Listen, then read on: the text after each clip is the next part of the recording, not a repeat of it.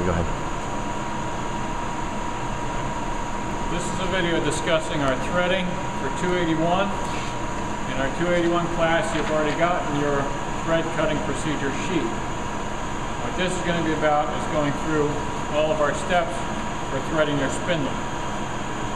Step 1 on it says completely lubricate the lathe. We're concerned about there. We need oil on the ways. We need oil on our lead screw. So our tailstock is back, our carriage is moved out, and we have oil that came out of our flammables cabinet in our stock room. Brass colored can, it'll have a honey colored oil. That's what we're using on the waves.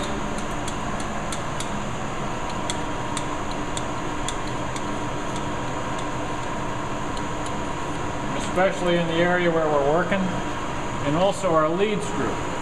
We had talked about our half nut, and this is where our half nut rides. So we want to have that lubricated as well. So that's our step 1. Step 2 mentions cut your stock to a finished diameter same day that you intend to thread.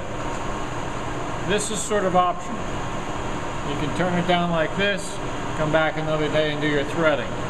There might be slight misalignment on your axis center line, but not enough to create a problem. Number 3, cut our recess. That's what I marked for right now. I have my parting tool in place, and I have my lathe set up for that. So we'll do that next.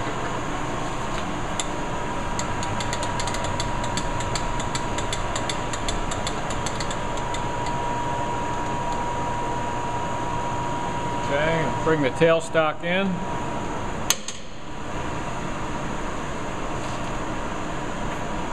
Tighten it up. It is important that your work be very tight in the chuck. We're going to have occasion in the future where we move the tailstock away, we fit the nut, we move the tailstock back in for another cut. If this isn't tight and it gets bumped, we now have misaligned threads with the machine, and the machine will take off your threads. So that needs to be good and tight. Tailstock comes in, gets tightened up, same thing.